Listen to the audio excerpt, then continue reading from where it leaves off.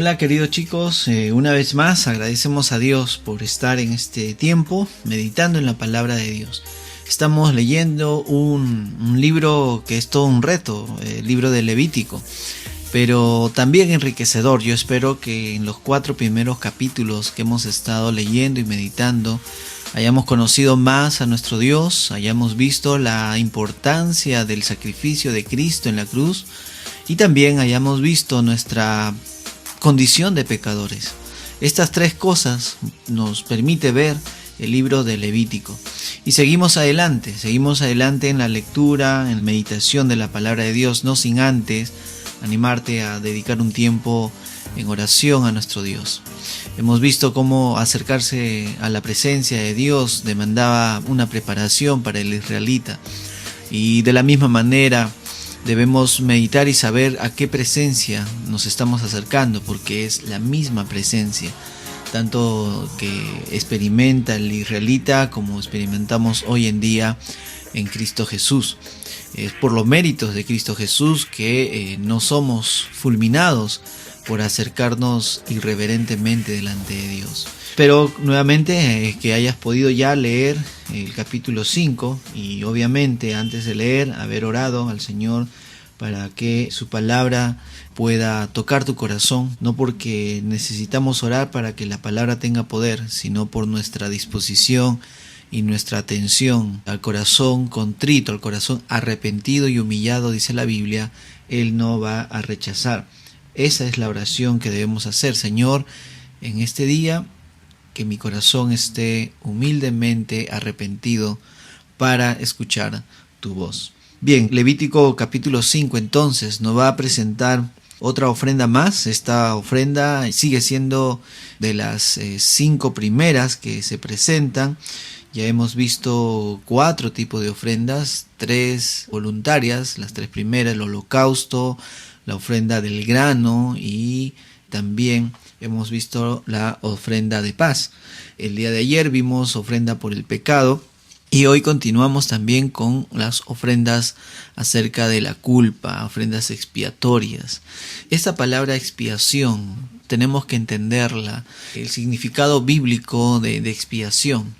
Y bueno, dentro de la cultura judía sabemos y vemos que es una ofrenda por el pecado, una ofrenda que se entrega por la eliminación del pecado en la vida del israelita, en la vida del pueblo de Dios. Alguien que venía delante de Dios y presentaba ofrenda para expiación, era una ofrenda para la eliminación del pecado, y tenía que ser realizado por un tercero. Alguien tenía que expiar, alguien tenía que morir por el pecado que yo vengo a confesar delante de Dios. Miren que la confesión en este capítulo no se deja de lado, más allá del sacrificio. El versículo 5 nos habla que cuando alguien llegue a ser culpable de cualquiera de estas cosas, confesará aquello en que ha pecado. La confesión sigue siendo el instrumento, la disciplina mediante la cual hoy en día nos acercamos a Dios. Primera de Juan habla de que si confesamos nuestros pecados, Él es fiel y justo para perdonar nuestros pecados y limpiarnos de toda maldad. Y no estamos descontextualizados porque el pueblo de Dios era ya el pueblo de Dios, el pueblo de Israel era pueblo de Dios, pero el pueblo de Dios pecaba y tenía que venir delante del sacrificio confesando aquello en que pecó. Y nosotros como iglesia de Dios debemos reconocer que también hay pecado en nuestras vidas. Y Primera de Juan 1:9 está escrito para la iglesia, para nosotros, para que como hijos de Dios, como creyentes, si confesamos nuestros pecados, Él es fiel y justo para perdonar nuestros pecados y limpiarnos de toda maldad. La expiación entonces era la ofrenda que se ofrecía por el pecado que traía delante de Dios a pedir perdón. Era una ofrenda, un sacrificio, la muerte de un animal, de una cabra, de una oveja o de un vacuno, de un becerro, tenía que morir, su sangre tenía que ser derramada encima del holocausto, del lugar donde se sacrificaba al animalito por mi pecado. Bueno, teniendo esta breve introducción, también debemos mencionar que hay una diferencia entre la expiación con el holocausto que vimos en el capítulo 1. Ambas están relacionadas con el perdón de pecados, pero el holocausto tiene que ver más con el reconocimiento de quién es Dios. Recuerden que el holocausto era la presentación de un animalito perfecto, sin problemas, sin manchas, sin ningún tipo de enfermedad del becerro, del animalito que se presentaba como holocausto, porque se representaba o nos llevaba a mirar quién era Dios. En cambio, la expiación, la ofrenda de expiación, la diferencia con el holocausto, la ofrenda de expiación tiene que ver conmigo, con mis pecados, con mi mortandad, con quién soy yo, cómo me acerco a pedir perdón por mis pecados. Teniendo esta diferencia, entonces podemos mirar en el capítulo 5 que hay cuatro pecados o 4 situaciones iniciales que tienen que ver con, las 3 primeras tienen que ver con una contaminación externa. Dice, al ser llamado a testificar, estamos hablando de ser testigos de algo y yo me quedo callado, ¿no? De una complicidad intencional o no, pero complicidad de algo que he visto y sabiendo que está mal, no lo digo abiertamente, no acuso o no expongo el mal que he visto. Entonces esa persona era culpable. Otra persona es aquella que toca cualquier cosa inmunda, ya sea el cadáver de una fiera inmunda o el cadáver de un ganado inmundo.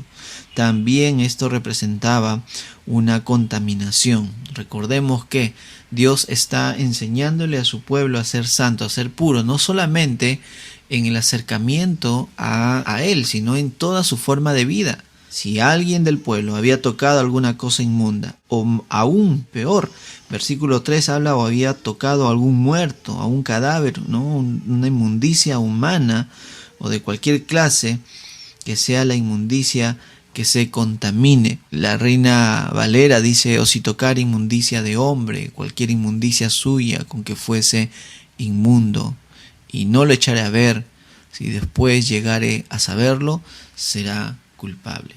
En todos estos pecados vemos la intencionalidad quizá del pecador de quedarse callado. Si no lo denuncia, si no lo sabe, si no lo muestra, así no lo entienda, hay un pecado evidente y se tiene que confesar. Falta mirar el versículo 4. El versículo 4 nos habla acerca de alguien que jura con sus labios. Alguien que jura con sus labios. Esto debe llamarnos mucho la atención y exhortarnos, porque somos muy ligeros de usar ese término, te lo juro. Y usar con ligereza ese término no era pasado desapercibido para nuestro Dios, para su pueblo de Israel. Y hoy en día, si bien es cierto, ya no dependemos de la ley o de parte de la ley ceremonial del pueblo de Israel, hay principios que son muy pertinentes para nuestras vidas. Es más, el Nuevo Testamento nos habla de no tomar en vano el nombre de Dios para jurar, sino que nuestro sí sea sí, nuestro no sea no. Cualquier pecado de estos, de los que se menciona aquí en Levítico 5, tenían que ser con una actitud de confesión. Y la confesión es vital. Y ahí vamos a detenernos porque ya se nos acorta el tiempo. Pensemos en la confesión. Alguien que confiesa es alguien que ha reconocido que ha pecado. La confesión siempre está dentro del proceso del arrepentimiento. Alguien que quiere realmente obedecer a Dios tiene que confesar sus pecados, y confesarlos, hablarlos, decirlo, avergüenza muchas veces. Uno no quiere confesar sus pecados delante de Dios, pero es necesario, es vital, porque es la forma como uno mismo es consciente de lo que ha cometido, y que lo que ha cometido ha ofendido a Dios. No tenemos tiempo para más, hay mucho que ver en este capítulo 5, pero miremos la confesión como la enseñanza de hoy día. Hemos confesado nuestros pecados delante de Dios. ¿Cómo poder alabarle? ¿Cómo poder orar? ¿Cómo poder desarrollar nuestro día sin evaluar nuestro corazón. Hay pecados que confesar. Siendo pueblo de Dios, siendo hijo de Dios, debemos traer nuestras vidas en confesión al Señor. Nadie se salva, todos, y si leemos más adelante los siguientes versículos, vamos a darnos cuenta que aún para las personas más pobres del pueblo de Israel, estaba también involucrado en el proceso de arrepentimiento delante de Dios. Así no tenga dinero, no tenga forma de tener de repente un corderito, o podría traer tórtolas o palomas o pichones, y aún no tuviera eso, podría traer la 10ª parte de 2 litros de flor de harina como su ofrenda de expiación. Aún las personas con pobreza dentro del pueblo de Israel tenían que confesar sus pecados. Nadie puede ser libre de esto, nadie puede pensar que conmigo no es. Todos, absolutamente todos, de los más ricos hasta los más pobres, de los más grandes hasta los menores, si Dios ha puesto y ha iluminado nuestras mentes con su evangelio, entonces debemos reconocer el pecado que está delante de nosotros y confesarlo. Señor Jesús, cuán importante es confesar nuestros pecados delante de ti. Ya no más holocausto, ya no más sacrificios, ya no más expiación a través de animales, porque tú, Jesucristo, eres el sacrificio perfecto, eres nuestro holocausto, eres nuestra expiación. Y en tu nombre, Jesús, confesamos nuestros pecados y vivimos este día confesándolos. Perdónanos, perdónanos, perdónanos, por favor. Palabras tan sencillas, pero que involucran todo este sacrificio, todos estos capítulos, porque tienen el peso de nuestro pecado. El peso de nuestro pecado tiene que ser perdonado a través del derramamiento de sangre. Gracias por Cristo, porque por medio de Cristo nuestros pecados han sido perdonados. En el nombre de nuestro Salvador, Jesucristo. Amén.